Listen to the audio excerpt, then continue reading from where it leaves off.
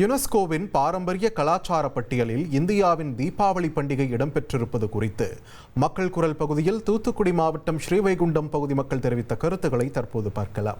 எல்லோரும் கொண்டாடுகின்ற, எல்லாரும் ஏற்றுக்கொள்ளக்கூடிய, எல்லா மக்களையும் ஒன்றிணைக்கின்ற, எல்லா சமூகத்தவரும் மதத்தவரும் கொண்டாடுகின்ற பொழுது ஒருவருக்கொருவர் நட்பையும் உறவையும் வளர்த்து கொள்கின்ற ஒரு விழாவாக தீபாவளி திருநாள் இருக்கின்றது.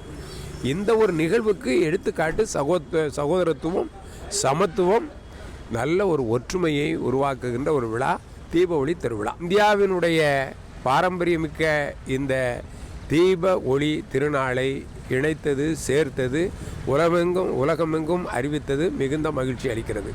நானும் ஒரு இந்தியன் என்ற முறையில் பெருமைப்படுகிறேன். இந்த மாதிரி நம்மளுடைய பாரம்பரிய ஒரு திருவிழாவை ஏற்கனவே நம்ம யுனெஸ்கோவில் சேர்த்துருக்கணும். ஆனால் இது கால தாமதமாக தான் ஆகியிருக்கு. இந்தியாவில் தீபாவளி அனைத்து மக்களும், அதாவது மாநிலங்கள் ஏகப்பட்டது எப்படி இருந்தாலுமே அனைத்து மக்களுமே கொண்டாடக்கூடிய ஒரு பண்டிகை. இந்த பண்டிகையை இப்போ யுனெஸ்கோவில் சேர்த்துருக்கிறது மிக்க மகிழ்ச்சியாக இருக்குது. இந்தியா அப்படிங்கிறது ஒரு பழம்பெரும் நாடு. இந்த உலக நாடுகளிலே பார்த்தீங்கன்னா இந்தியாவுக்கு நிறைய பெருமைகள் இருக்குது. அந்த பெருமைகள்லாம் உலக நாடுகளில் இருக்கக்கூடிய ஒவ்வொரு நாடுகளிலும் இன்றைக்கும் பறைசாற்றிக்கிட்டு இருக்கோம்.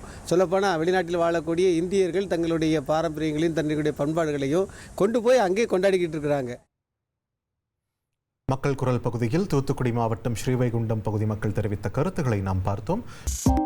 2.66 கோடிக்கும் அதிகமான மக்களின் உள்ளங்களை வென்ற தந்தி டிவியின் டிஜிட்டல் தளங்கள், 1.25 கோடி யூடியூப் சப்ஸ்கிரைபர்ஸ், 47 லட்சம் ஃபேஸ்புக் ஃபாலோவர்ஸ், 25 லட்சம் இன்ஸ்டாகிராம் ஃபாலோவர்ஸ், 23 லட்சம் எக்ஸ் ஃபாலோவர்ஸ், 11 லட்சம் தந்தி ஆப் டவுன்லோட்ஸ், 35 லட்சம் வெப்சைட் மந்த்லி ஆக்டிவ் யூசர்ஸ். அசுரபலம் கொண்ட எங்கள் டிஜிட்டல் கரங்களில் உங்கள் விளம்பரங்களை சேர்க்க வாட்ஸ்அப் பண்ணுங்க 8939888378. Email advt@dttv.in.